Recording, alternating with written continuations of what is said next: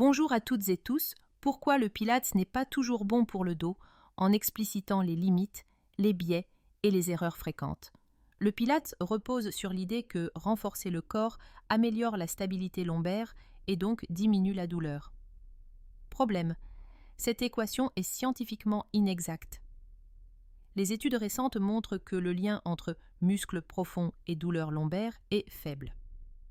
Les patients lombalgiques n'ont pas un tronc trop faible, mais plutôt une surprotection du dos, une suractivation du gainage, des croyances erronées, mon dos est fragile. Le Pilates peut alors renforcer un comportement déjà trop rigide, contraire aux recommandations internationales. Le Pilates demande souvent rentrer le ventre, verrouiller le bassin, maintenir une contraction prolongée des abdominaux profonds, limiter les mouvements naturels de la colonne. Ces consignes peuvent poser problème pour un lombalgique.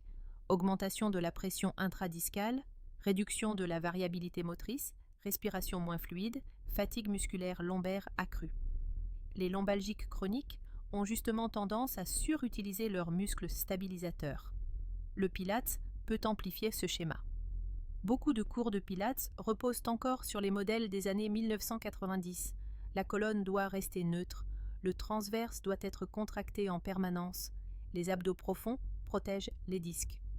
Aujourd'hui, les recommandations indiquent clairement: la douleur lombaire est multifactorielle, rarement provoquée par un manque de stabilité. Maintenir un contrôle excessif du tronc va à l'encontre des thérapies actuelles centrées sur la réassurance, la remobilisation, la diversité des mouvements, la réduction des comportements de peur.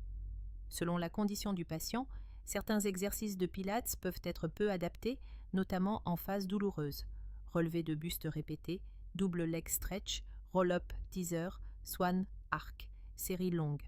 Ces exercices ne sont pas mauvais en soi, mais peuvent être inappropriés pour un dos fragile, hypercontrôlé ou très sensible.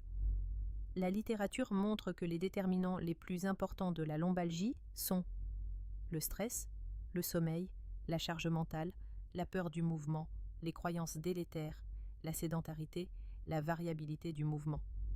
Le Pilates travaille principalement le contrôle moteur et la force, mais ne traite aucune de ces dimensions. Il peut donc être utile, mais largement insuffisant, voire inadapté, pour certains profils.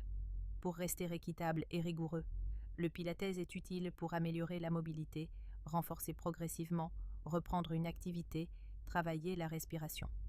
Les méta-analyses montrent un effet modéré à court terme sur la douleur lombaire, mais pas supérieur aux autres formes d'exercice. Il n'est ni miraculeux, ni supérieur, ni universellement adapté.